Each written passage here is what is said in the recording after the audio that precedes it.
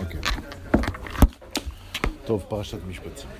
Tov, la Parashat Mishpatim, comme elle le fait avec sa toute première lettre,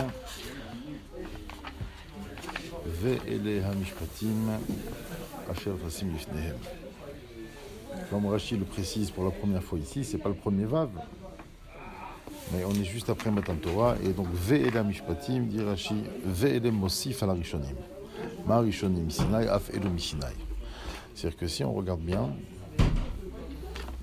tous les sujets évoqués lors de Matan Torah à travers la Seret Adibrot sont ici, on va dire, retraités sous leur forme beaucoup plus détaillée. Alors que là-bas, on avait donné, on va dire, les grandes lignes, les grandes idées. Ici, ils vont apparaître de façon beaucoup plus précise, beaucoup plus fine, beaucoup plus développée. Même il y a beaucoup de lectures, énormément de lectures sur la Seret Adibrot qui interpellent, qui nous aident un petit peu à comprendre ce cheminement, pourquoi ces lois et pas d'autres. Et cette façon de les couper, les deux lochot, Ben Adam la Makom, Ben Adam la Chavero. Chaque année, à chaque fois qu'on revoit ça, pour moi, il y a toujours le cinquième qui interpelle en fait. C'est autant, bien sûr, que la base, Anochi Hashem Elokecha, Lo Yelecha, Lotissa, Zachoret Yom HaShabbat, tout ça, c'est bon. C'est des lignes énormes dans la vie d'un être humain. Comme du côté maintenant al Havero, Lotignov, Lotirtzar, Lotinaf, Lotane Berachet Shaker. C'est des bases de fonctionnement de la société. Autant les cinquièmes de chaque catégorie sont. C'est bon, c'est un détail déjà. C'est une mitzvah parmi tant d'autres. On aurait pu mettre Shilou Haken ou Basar Bechalav ou Lotachmod, Bichlal. C'est une lecture très intéressante.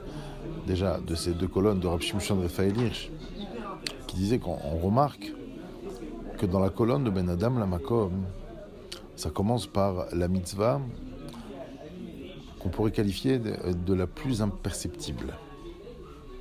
C'est qui peut prétendre rencontrer un individu et évaluer combien il réalise le Anochi. Anochi, c'est chacun dans son cœur, c'est sa vérité absolue. Est-ce que même la personne elle-même, elle est consciente, elle est assez franche pour dire combien elle a de Emunah? Et au fur et à mesure, ça se développe. Donc lo yelecha. Donc automatiquement, donc ça va me demander de ne pas m'adonner à toutes les passions, les envies qui viendraient à moi. Lotissa, après, donc ça intervient même dans ma façon de m'exprimer, dans ma parole.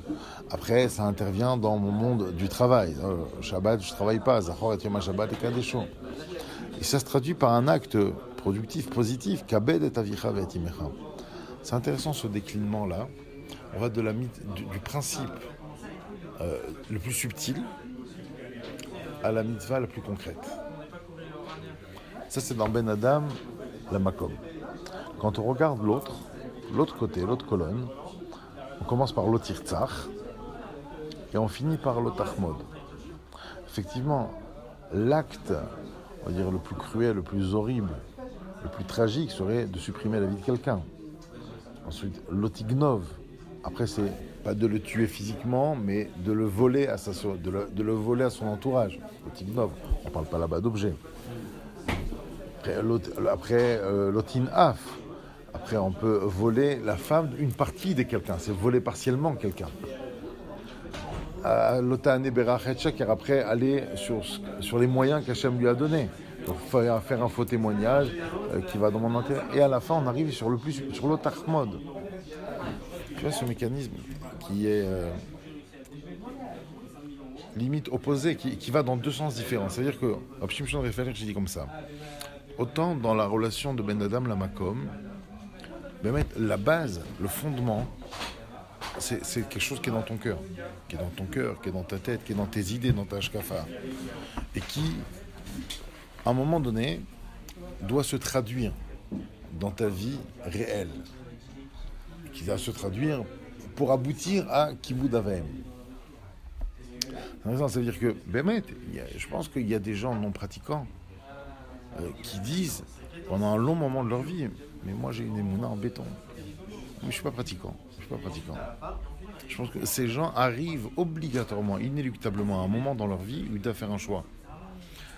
où ils vont devoir faire des choix, des choix familiaux, des choix professionnels, qui vont les amener à se dire, oulala, ou bien j'entame mes valeurs, et si c'est le cas, elles vont s'effriter jusqu'à peut-être disparaître, ou je suis obligé d'asseoir mes valeurs, mes pensées, mes intentions sur des actes et les réaliser de façon engageante. Et c'est ça ce déclinement. On parle de la pensée, de la sincérité la plus pure à la traduction de l'acte. Cette pensée doit aboutir par faire Shabbat, par Kabed et Avicha et Imecha. C'est extraordinaire. D'ailleurs, même on a le problème de l'autre côté. C'est qu'il y a des gens qui vont faire Zachor et Yom HaShabbat, mais qui ne sont pas dans le Anochi. Et c'est pas le but. Ça se lit aussi sous forme de colonne. Et dans l'autre colonne, donc Ben Adam Lachavero, c'est exactement le contraire. C'est-à-dire, d'abord en préambule la Torah, elle t'invite à ne jamais agir cruellement, à faire une action qui va dans le sens de supprimer l'autre. Après, le supprimer de quelle manière ? Après, le supprimer physiquement, socialement, maritalement, financièrement. Ça va de plus en plus subtil. Au début, c'est le plus grossier. Et c'est de plus en plus subtil jusqu'à carrément l'otachmod. On rentre même dans tes sentiments, dans tes pulsions, dans ta vision de ce que l'autre possède. Tu devras pas l'envier. C'est l'aboutissement. Intéressant, c'est que dans ces deux domaines de la vie, le Ben Adam la Makom, Ben Adam la Chavero, on a deux cheminements qui forment à eux deux un certain équilibre. Vis-à-vis d'Hachem, c'est bien entendu l'intention, l'intensité, l'intégrité que je dois mettre en place qui sera suivie par un acte, mais vis-à-vis de Ben Adam la Chavero, même si tu ne le tues pas, entre guillemets, pour les bonnes raisons, parce que tu as peur d'être attrapé, c'est pas grave. Mais avec le temps, il va falloir y mettre des bonnes intentions et raffiner ces intentions jusqu'à l'otachmod. Hein, c'est vraiment deux exercices complètement différents, et on peut dire même complémentaires. Alors, tu vois, dans cette vision, c'est qu'on arrive toujours à regarder le cinquième des deux colonnes comme étant l'aboutissement, en fait. D'accord, le cinquième de la première colonne, c'est l'aboutissement, c'est la concrétisation. Le cinquième de la deuxième colonne, c'est l'aboutissement dans le sens du raffinement de ta relation de Ben Adam Lachavero. Et donc, obligatoirement, on peut aussi, pas seulement les lier donc verticalement, mais on peut aussi les lier horizontalement. C'est-à-dire que le Kabed et Avicha, il est lié avec le Lotachmod. Et ça, c'est quelque chose de fondamental. Quel Kabed et Avicha, c'est pas marqué, encore une fois, Eov et Avicha et Imecha, ou fait leur plaisir, ou quelque chose comme ça. C'est Kabed. Donner du poids, donner de la lourdeur, donner de l'importance. Ça veut dire quoi ? Kabed et Avicha et Imecha, en d'autres termes, ce commandement viendrait amener de façon très simple l'homme au devoir d'être bien dans ses baskets. C'est au même titre qu'un homme est censé accepter son physique, ses capacités mentales, intellectuelles, sentimentales. Il est comme ça, il vient avec un package, il est défini par quelque chose. De la même façon, il n'a pas choisi ses parents. Et donc, Kabed et Avicha et Imecha, tels qu'ils sont. Et effectivement, si tu n'es pas dans cette acceptation, tu ne peux pas envisager le Lotachmod. C'est ça le Lotachmod. Le Lotachmod, c'est ne regarde pas, oui, mais si j'avais eu des parents comme ça, et si j'avais habité là, et si on avait d'autres moyens. Donc c'est très intéressant, c'est-à-dire qu'en fait, ce Kabed et Avicha est directement lié au Lotachmod aussi, de façon horizontale. Et donc, c'est comme si la Torah, elle nous invitait, pas seulement, c'est-à-dire que ça serait trop minable de restreindre ce commandement, ce cinquième commandement de la colonne de droite, aux parents, tu respecteras ton père et ta mère. Tu te respecteras, j'en ai dit. Tu te respecteras, tu t'accepteras. Et donc quand on s'accepte, là on peut prétendre on peut prétendre arriver effectivement au Lotachmod. Donc ça, vraiment, voilà, c'est les grandes lignes. Je voulais absolument aboutir à cette vision des choses, que à travers la Aseret HaDibrot, on assistait vraiment aux grandes lignes, et qui sont repris maintenant de façon beaucoup plus précise, beaucoup plus développée, détaillée dans la Parashat Mishpatim. Alors on peut remarquer déjà une chose, avant de rentrer dans la Parashat Mishpatim aussi,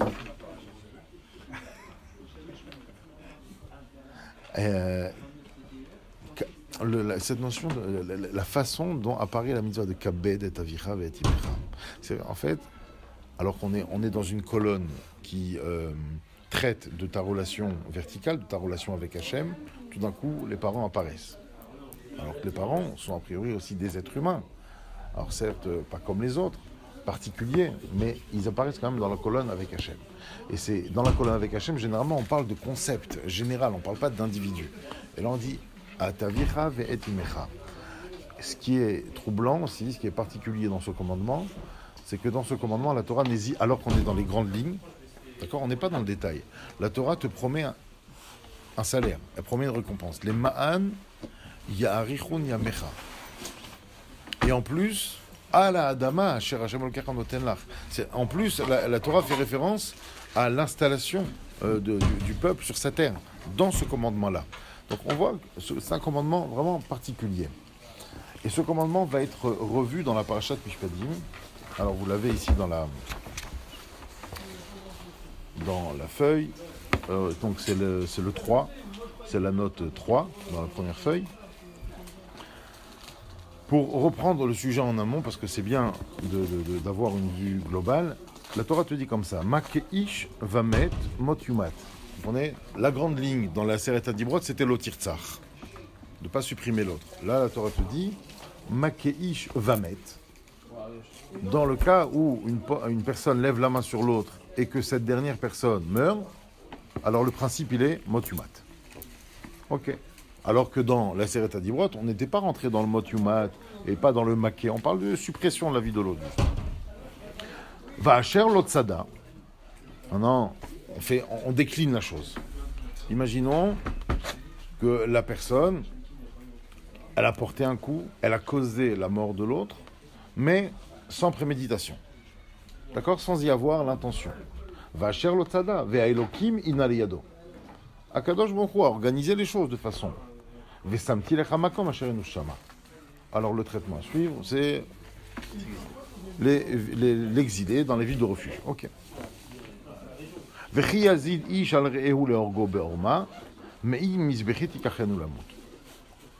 Même si maintenant, quand on a parlé de meurtre sans préméditation, ou on va dire homicide involontaire, on parle de ville de refuge, ce n'est en aucun cas pour alléger la notion du meurtre. La preuve, c'est que la Torah dit ici, à partir du moment où un homme portera la main sur l'autre, et là on inclut les deux, c'est-à-dire avec préméditation ou sans préméditation, que cette personne n'aille pas se cacher derrière le misbéach. Ah ouais, non, mais je suis en train de servir Dieu, vous ne pouvez pas me toucher. Mais ça va au-delà de la avoda avec moi. Très bien. D'accord? Dans la suite de la paracha, on sait très bien que la Torah maintenant après va traiter celui qui lève la main sur l'autre sans l'avoir tué. Alors, ayin tachat ayin. D'accord? Il devra adhérer à un remboursement, à un dédommagement financier. Et on ne va pas lui enlever l'œil à la place de l'œil. Bon. Et donc la Torah, puisqu'on a parlé de l'otirtzach, maintenant on revient sur le kabed et avicha. Maintenant on va le revoir plus en détail. Alors que c'était la grande ligne qui apparaissait dans la Aseret HaDibrot. Là, la Torah dit « Umake aviv ve'imo mot yumat ». D'accord? Le principe, on l'a déjà vu. Maintenant, développons-le. Celui qui lève la main, et donc là, maintenant, comme Rashi va le dire, on ne parle pas de celui qui tue. S'il a tué, c'est n'importe quel individu. Là, on parle de celui qui a créé une blessure. Donc lui, puisque, vous comprenez l'enchaînement, c'est-à-dire celui qui frappe et qui cause la mort, celui qui cause la mort sans vouloir frapper, et après celui qui frappe sans causer la mort, mais à un individu particulier, qui est son père ou sa mère. Alors lui, mot yumat aussi. Donc là, la gravité ne se trouve pas ni dans l'intention, ni dans le coup, ni dans le résultat, mais surtout dans l'individu qui a été frappé, l'individu concerné. Vegonev ish umcharo, venimtsa beyado motumat. Et celui donc qui va s'adonner au rapt humain, il va voler une personne, umcharo, pour le vendre, venimtsa beyado motumat. Et on finit, kalel avi veimo motumat. Oh, vous voyez clairement ici, il y a un truc qui ne va pas. Attends, on comprend, il faut comprendre la suite logique des lois que la Torah elle te présente ici. Donc, on a compris d'où on est parti. Maké ish vamed, va sherlot sada. Après, vechiyazid ish al reuberom. D'accord, maké avi veimo. Mais qu'est-ce que le gonev a à faire ici? Alors quoi? Parce qu'il est motumat, alors il a sa place entre les deux. Tu me parles des parents maintenant. Tu m'as parlé de la façon dont la Torah sacralise le père et la mère. Alors, après Maké avi veimo motumat, tu aurais dû me dire, mais quel est la vie veimo motumat? Qu'est-ce que le gonev ish umcharo a à faire au milieu? Qu'est-ce que ce pervers qui vole des enfants a à faire au milieu d'un enfant qui se conduit mal vis-à-vis de ses parents? Vous voyez, c'est vraiment une question troublante. Que Rashi relève d'ailleurs, mais on a du mal à comprendre la façon dont il veut. Alors vous savez, dans la 4, c'est Rashi, ou Maké avi veimo, juste pour ne pas se méprendre au niveau du pshat, dit Rashi, les fiches la madnou ala chovel bechavero shou betashlumin velo bemita, ou tzrach lomar ala chovel beaviv shou bemita, veno chayav ela beaka sheyesh bachavura. Il dit Rashi, qu'est-ce que le Maké avi veimo fait ici? Il dit, puisque je viens de te parler de celui qui a blessé l'autre, il doit payer. Alors on a dû parler de celui qui blesse son père, lui mérite la mort. Mais quand on parle de blessure, c'est une blessure qui entraîne chaboura, une plaie. D'accord? C'est pas un coup qui n'a pas laissé de trace. Aviv ve'imo, bien sûr, bien entendu, comme vous l'avez compris, vous l'imaginez, aviv o imo, il n'y a pas besoin de frapper les deux pour être mita. C'est ou l'un ou l'autre. Mot yumat, Rachid dit bechenek. Donc, quelle mort on va lui attribuer? Chenek. On sait tous que le Beddin est à même de donner 4 types de morts. D'accord? Chenek, Hereg, Skila, Srefa. Dans la Gemara, il y a une marloquette entre Rabbi Shimon et Rabbi Yehuda, à savoir quel est le plus grave. Mais les deux sont d'accord qu'il y a 2 catégories. C'est-à-dire qu'il y a les morts, entre guillemets, plus légères et des morts plus lourdes. Et dans la famille des légères, il y a Hereg et Chenek. Après, maintenant, il y a une marloquette. Est-ce que Hereg avant Chenek ou Chenek avant Hereg? Et dans la famille lourde, il y a Srefa et Skila. Est-ce que Skila est avant Srefa ou Srefa avant Skila? Ça, c'est une marloquette. Mais tout le monde est d'accord que Hereg est beaucoup plus léger que Skila. Que Chenek est plus léger que Skila. Alors, pourquoi je vous parle de Skila? Parce que regardez la suite maintenant. Kalel avi veimo, lama ne'emar. D'abord, Rashi a un problème de nécessité. Bichlal, tu n'avais pas besoin de me le dire. Et pourquoi tu n'avais pas besoin de me le dire? Parce que c'est un passou qu'on verra après dans la parashat Kedoshim, à la fin de la parashat Kedoshim, qui apparaît clairement. Ish qui est kalel et aviv et imo, etc. Aviv et imo kilel, damavbo. Regardez. La manéma. Pourquoi Bichlal, la Torah a besoin de te le dire? Les fiches ou Omer, ish achar et kalel et aviv. Dans parashat Kedoshim, la Torah aborde le sujet de celui qui maudit ses parents. Alors, dit Rashi,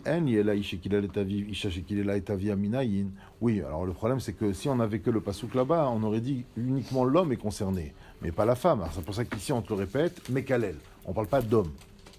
Peu importe, que ce soit un fils qui maudit ses parents ou une fille qui maudit ses parents, ça sera le même traitement pour les deux. Talmud Lomar, kalel aviv ve'imo, stam, ben ish ou ben isha. Imken, lama ne'emar, ish asher yikalel, ish asher yikalel. Donc Rashi arrive logiquement à la deuxième question. Donc si ce pasouk est le véritable indicateur, alors qu'est-ce que le pasouk là-bas joue comme rôle? On n'en a plus besoin. Il dit Rashi, parce que là-bas on vient nous apprendre que c'est uniquement arrivé à un âge de responsabilité, ish, mais pas un katan. Ensuite, mot yumat, vous avez remarqué qu'aussi bien pour la haka'a, celui qui a frappé ses parents, ou celui qui les insulte, le même terme est utilisé par la Torah, mot yumat, à chaque fois mot yumat. Mais c'est pas pour autant que c'est la même chose. Nous dit Rashi, mot yumat biskila. Ah, alors que le maké aviv veimo il était bechenek, le mekalel aviv veimo il est biskila. Vekol makom sheneemar damav bo biskila. ובניין אב לכולם, באבן ירגמו אותם דמיהם בם, ובמקלל אבי ואימו, נאמר דמיו בו. Le passou qui apparaît dans le parashat Kedoshim, là-bas c'est marqué Avi veimo kilel damav bo, son sang est en lui, et alors ça veut dire son sang est en lui, fait référence d'Irachi de façon totalitaire dans toute la Torah. À chaque fois qu'on dit damav bo, c'est ce qu'il a. On arrive quand même à quelque chose d'étonnant. C'est celui qui lève la main sur ses parents, c'est Chenek, mais celui qui ouvre la bouche, alors bien sûr on parle Béchem après. Il utilise le nom d'Hachem. Il rêve ce qu'il a. C'est beaucoup plus grave. Le mépris verbal vis-à-vis des parents est traité de la Torah de façon beaucoup plus tragique que celui qui lève la main. C'est quand même extraordinaire. Alors regardez. Vous avez le Ramban dans la note 2, dans la première feuille, qui... un peu développe l'histoire de Kabed et Avicha avec des mots exceptionnels. Mais même, ça serait dommage de passer à côté. C'est le Ramban qui apparaît dans Parashat Yitro, Kabed et Avicha. Il dit le Ramban, excusez-moi, Nachmanide, Inne ishlim kol ma she'anu chayavin bedivrei haboré be'atzmo birvodo. Il fait référence à la conclusion de la colonne de droite des Aseret Adibrot, qui est Ben Adam la Makom. Il dit la Torah a tenu à terminer la colonne de Ben Adam la Makom avec l'ordre du respect des parents. Vechazar le tzavot otanu beinyane hanivraim. Et ensuite, dans la deuxième colonne, on en vient à parler des créatures. Ça veut dire un autre terme pour différencier les deux colonnes, selon le Ramban. La première colonne parle du créateur et la deuxième colonne parle des créatures. Veitril minaav, shehu le toldotav beinyan boré mishtatev baïtira. Extraordinaire. Et il dit donc, on a mis dans la première colonne le père, qui au niveau généalogique joue un rôle participatif dans ta création avec Hachem. Donc ton père, tu le vois peut-être comme un humain, parce que c'est un humain, mortel bien entendu. Mais n'oublie pas qu'il est de cette dimension créatrice. Il est créateur, donc il a toute sa place dans les colonnes qui concernent ta relation avec Hachem. Qui Hachem avinu arishon ve'amolid avinu acharon. Extraordinaire. On a en nous ce qu'on appelle, nous venons à exister par deux forces créatrices. Alors il y a une première force créatrice qui est Hachem, et l'autre force créatrice, Molida Acharon, c'est le Père. Ou l'écart, Amar b'Mishneh Torah, Ka'asher tziviticha. Dans la parashat Vaitranan, quand on reprend la deuxième version, d'accord, des tables des Aseret Adibrot, là-bas c'est marqué Kabed et Avicha ve'timecha Ka'asher tziviticha. On rajoute cette notion. Ka'asher tziviticha, ça fait référence à quoi? Comme je te l'ai ordonné à mon propos. C'est pas comme je te l'ai ordonné dans la parashat Yitro. Comme je t'ai ordonné d'être Mechabed, ton créateur, le créateur de l'univers, au même titre, je te demande d'être Mechabed, ton père. Ken anochi metzavecha bichvod amishtatef imisir. Je te demande de donner autant d'égards à celui qui a été mon associé quant à ta création. D'accord? Imi beitziratra. Velo pirash hakatuv sheonilmad min hakavod haneemar lema'ala be'av harishon yitbarach. Sheyodeh bo shehu avi velo yikfor bo, etc., etc. Minute. Ok. Alors, regardez. Donc, on voit ici qu'on a fait quand même que ce commandement est quelque chose de tout à fait particulier qui se confirme à travers les règles énoncées dans la parashat Mishpatim. Alors, nous, ce qu'on va essayer de comprendre, c'est justement cette place-là que trouve tout d'un coup le rab d'enfant, Gonev Ishum Charo, qui vient s'interposer entre le Make Avi Veimo et le Mekalel Avi Veimo. Comment ça se fait que la Torah interrompt ces deux règles qui traitent du même sujet, avec même plus de gravité l'un que l'autre? Comment ça se fait qu'au milieu, on a mis le Vegonev Ish Umcharo? Alors vous avez dans la deuxième feuille Moi, je vais vous le lire ici parce qu'il est difficile. Bon, c'est dans le 7, en fait. C'est la note 7. C'est tiré du Even Ezra. Le Even Ezra pose cette question.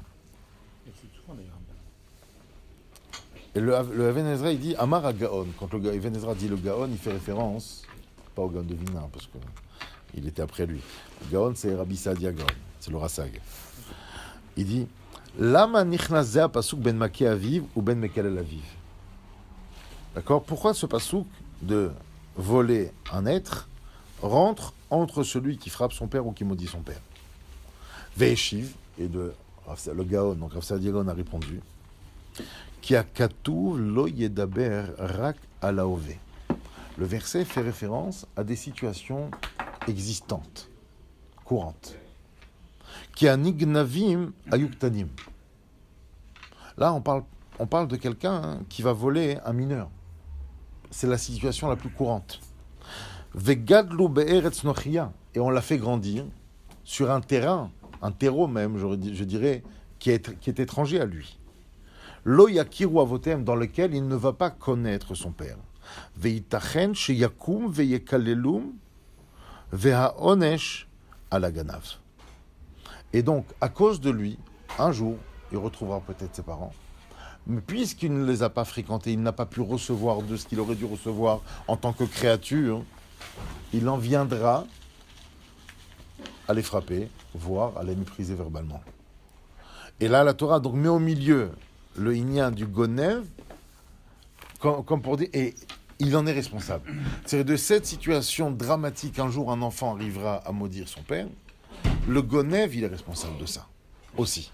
Sans enlever la moindre responsabilité à l'enfant qui commet cette infraction. Ben, moi, j'aurais aimé avoir recours au Midrash. Je vous dis pourquoi je parle de tout ça. C'est bien, j'ai vécu 3... peut-être demander 2, c'est déjà bien. Non, c'est hier. On va mettre ces trois événements qui n'ont rien à voir les uns avec les autres. Cette semaine, samedi soir, j'ai dû assister à un fidèle, peu importe, qui est venu voir il y a un rabbin qui passait d'Israël et qui va recevoir un conseil. En 2 mots, l'histoire.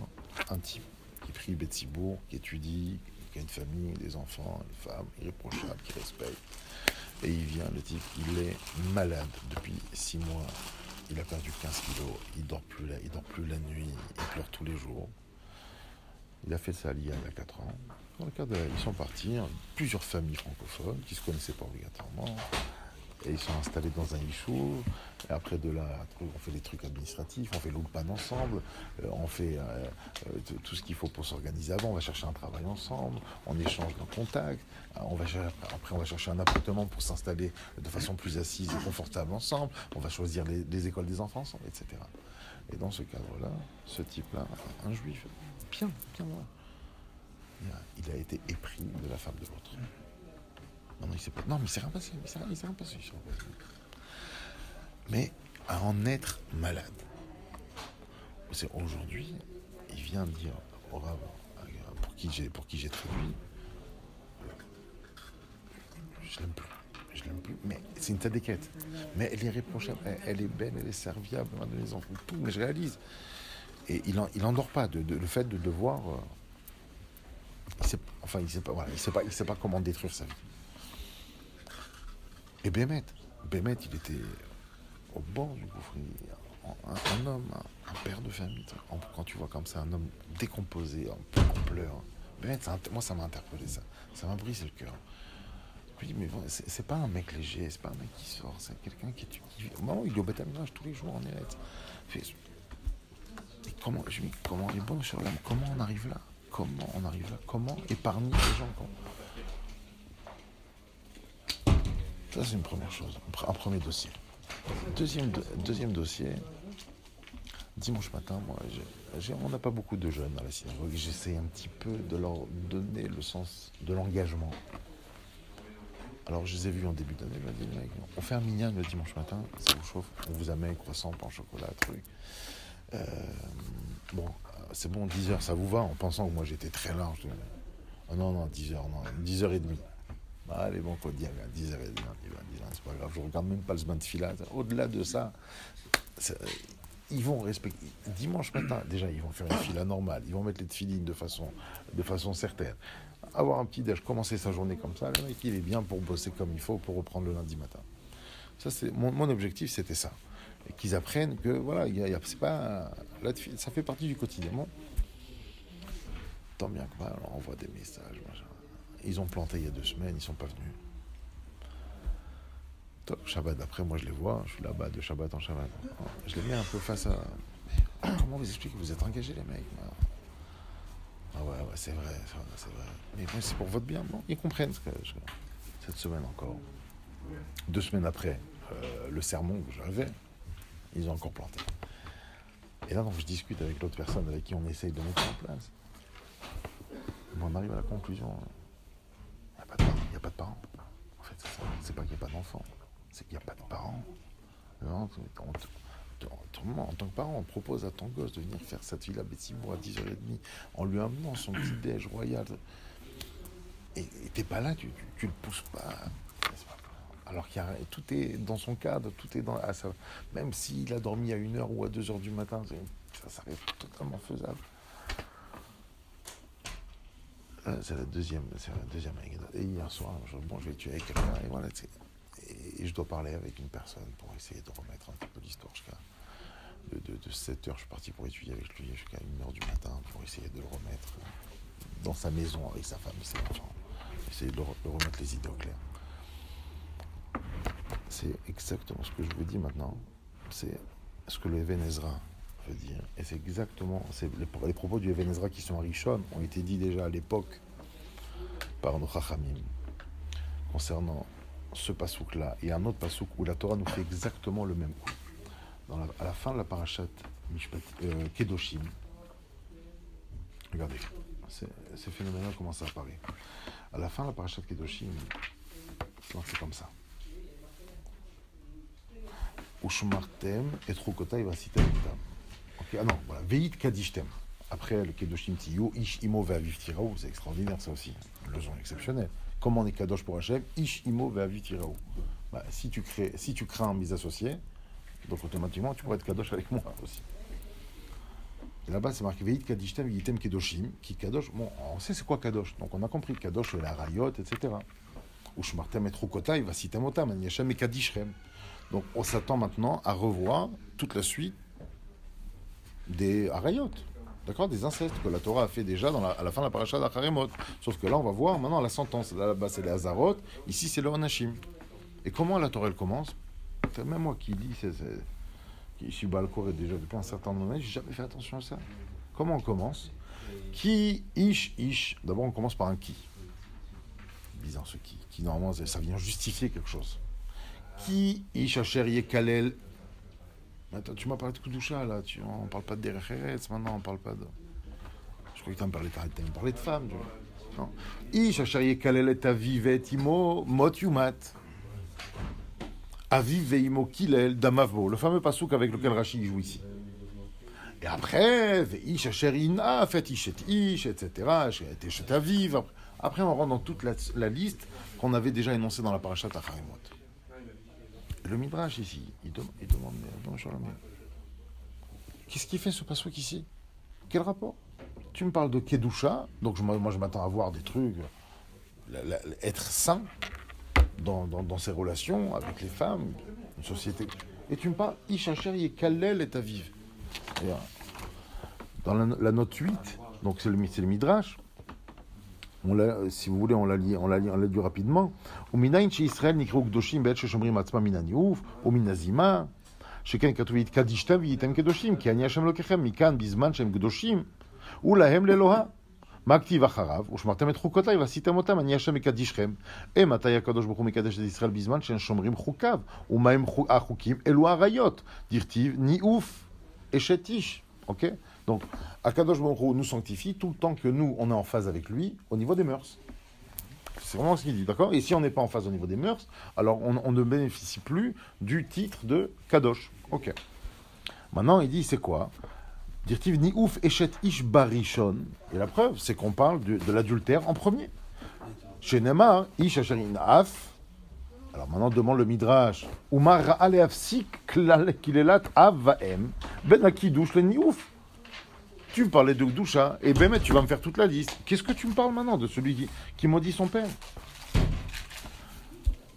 D'accord, les filles, alors il répond le Midrash, les filles chez Kachamar Akadosh Baruch Hu, Mi Garam le Ben Sheikalel Aviv, qui a causé à ce que le fils manque de respect ou maudisse, méprise son père verbalement, Hani Ouf, le manque de Gdoucha, le manque de mœurs. Les filles chez où savour, Beba'alimon chez où aviv, au Mechabdo. Parce que lui, il croit que celui qui habite avec sa mère, c'est son père. Et il l'honore. Vesavour ben Noef chez Eno avivum kalelo. Mais quand c'est un Noef, alors, bon, ma mère, elle a et moi, celui qui habite avec moi, peut-être c'est pas mon père, je sais. En fait, il a brouillé les cartes au niveau de la filiation. Donc le fils n'est plus certain de qui est son père, qui doit jouer ce rôle. Et c'est comme ça qu'il en arrive à être Mekalel. Et Kayot Seboa Taomer, il va ramener notre parashat dans Mishpatim. Ou Makeaviv veimo ve Gonev ishum charo. On parle de Makeaviv, et après Gonev, vechimara aleafsi Gonev nefesh ben Make, les Mekalel. Pourquoi t'as mis au milieu le Gonev nefesh? Valolo yaraoui lafsik benehem. Omer Amidrash, les filles chez Make ou Mekalel, parce que aussi bien celui qui manque de respect physiquement ou verbalement, Shnehem Nemarim Beonesh, Aviv Ve'imo, Lama Asakach, les Lamet Rachal Zenitrev Gonev Nefesh Misraël, Lachar Sheu Make Aviv Ve'imo Umkalelam, les filles chez no Gadel Imam Ve'eno Makiram, Afkan, les Kachifsik Ben Akidush, Liznot. Magnifique. C'est exactement, en d'autres termes, de façon plus originelle, plus authentique, exactement les propos du Even Ezra, ce que le Midrash dit en fait. Ça veut dire qu'on parle d'une société qui produit sans arrêt des courts-circuits entre les générations. C'est une société dans laquelle on a légalisé, banalisé, pas banalisé, légal c'est légal, on a banalisé le manque d'harmonie, le divorce, les séparations, je vais réfléchir. Il y a une perte de repère au niveau de l'enfant. Comment tu peux après exiger à ce qu'il ne soit pas mécalé ou il ne soit pas maqué? Vous comprenez? Et c'est ça ce que la Torah nous invite à comprendre. On se gonev ishmro. Maintenant, ça peut être, peu importe, à nous d'être à l'affût de ce phénomène. Ça peut être un portable, ça peut être une passion de quoi que ce soit, de n'importe quoi, peu importe. À nous d'être à l'affût de ce phénomène. Sache que entre le maquet et le mékalel, il y a un phénomène qui s'appelle gonev ishumcharo. On ne parle pas obligatoirement d'un pervers méchant, sale, avec des grandes dents qui fait peur et qui fait faire des cauchemars aux enfants. C'est pas de ça qu'on parle. Gonev ish umcharo. Il y a des phénomènes de société qui volent les identités des enfants, comme il a dit le Even Ezra. C'est Biktanim, la Belachonové d'Iberakatouv. Et qui crée un court-circuit, qui crée un détachement, un arrachement à leur source, qui fait que automatiquement la Ka'a et la Klala, elle devient tout à fait envisageable. Et donc, on comprend d'autant plus. Il y a une parole du Meshech Chochma, Rabsim Chazissel de Dvin. Vous connaissez tous la dracha sur le début de la parashat Kedoshim. On te dit Ish emo ve'aviv tiraou ve'tshabetotai tishmeru ani Hashem. Qu'est-ce que la Gemara apprend de là? Quel rapport Shabbat avec la crainte des parents? On te dit oui, parce que si ton père il te demande d'être Mechalel Shabbat, Azani Hashem, tu dois lui répondre non. Hashem il est au-dessus. Donc, grâce à cette dracha, il vient à Psim Chazis, le Meshech Chochma, et il nous fait réfléchir à une notion exceptionnelle. Il dit maintenant, attends.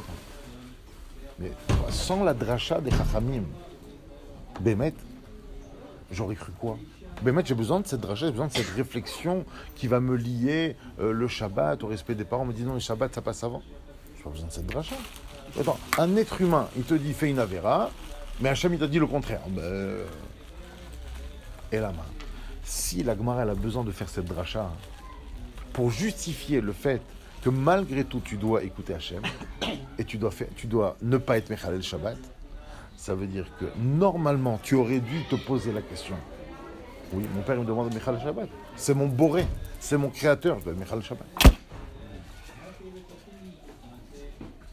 Ouais, il dit logiquement, si Bémet on avait réalisé pleinement qu'est-ce que représente un parent, comme tel que le Ramban l'a décrit, en tant que boré, en tant que Mishtatef, Bebriat à Adam, il est Molid à Acharon, Bémet, puisque, en fait, le Meshach Chochma, il dit ça à sa femme, il dit, mais attends, il te demande Mechal Shabbat, oui, mais d'où tu sais que ça s'appelle Chilou Shabbat?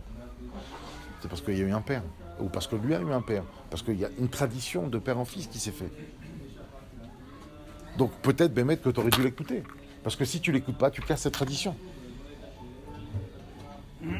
Donc jusqu'où va la notion de Kibboud Avaim? Juste pour essayer d'expliquer, de justifier un peu plus comment ça se fait que ce 5e commandement apparaît dans la colonne de Ben Adam Lamakor. Toutes les problématiques d'enfants,